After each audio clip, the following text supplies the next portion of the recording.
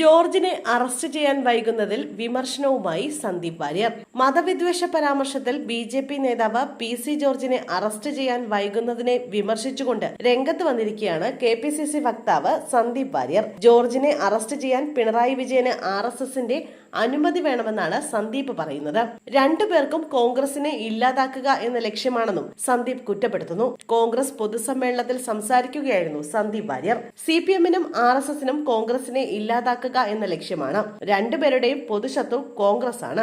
ജനം ടിവിയിൽ വന്ന മുസ്ലിങ്ങളെ മതതീവ്രവാദികളെന്ന് വിളിക്കുകയും പാകിസ്ഥാനിലേക്ക് പോകാൻ ആവശ്യപ്പെടുകയും ചെയ്ത പി.സി. ജോർജിനെതിരെ പോലീസ് സ്വമേധയാ കേസെടുക്കാൻ തയ്യാറായില്ല.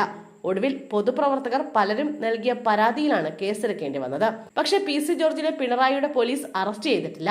ഇപ്പോൾ ബി.ജെ.പിയുടെ ഭാഗമായ പി.സി. ജോർജിനെ അറസ്റ്റ് ചെയ്യാൻ പോലും പിണറായി വിജയന് ആർ.എസ്.എസിന്റെ കാര്യാലയത്തിൽ നിന്നുള്ള പെർമിഷൻ വേണമെന്നുള്ള അവസ്ഥയാണ് കേരളത്തിൽ സംജാതമായിട്ടുള്ളതെന്ന് സന്ദീപ് വാര്യർ പറഞ്ഞു. ഈ സംസ്ഥാനത്ത് വൃത്തികെട്ട രീതിയിൽ വർഗീയ പ്രചരണം നടത്തിയ കേസിലെ പ്രതിയായ പി.സി. ജോർജിന് ഹൈക്കോടതി ജാമ്യം നിഷേധിച്ചിട്ട് പോലും സംസ്ഥാന സർക്കാർ അയാളെ അറസ്റ്റ് ചെയ്യുന്നതിൽ വിമുഖത കാണിക്കുകയാണ്. ഇതുകൊണ്ടാണ് CPM-ഉം ബി.ജെ.പിയും തമ്മിൽ വ്യത്യാസമില്ലെന്ന് പറയുന്നതെന്നും സന്ദീപ് വാര്യർ കൂട്ടിച്ചേർത്തു. സ്റ്റേഷനിൽ ഹാജരാകണമെന്ന പോലീസ് നോട്ടീസ് പി.സി. ജോർജ് കൈപ്പറ്റിയിട്ടില്ല. ശനിയാഴ്ച 2 തവണ പോലീസ് ഈരാറ്റുപേട്ടയിലെ വീട്ടിലെത്തിയിരുന്നു. അതിനിടെ ഹാജരാകാൻ കൂടുതൽ സമയം ആവശ്യപ്പെട്ട പി.സി. ജോർജ് പോലീസിന് അപേക്ഷ നൽകി.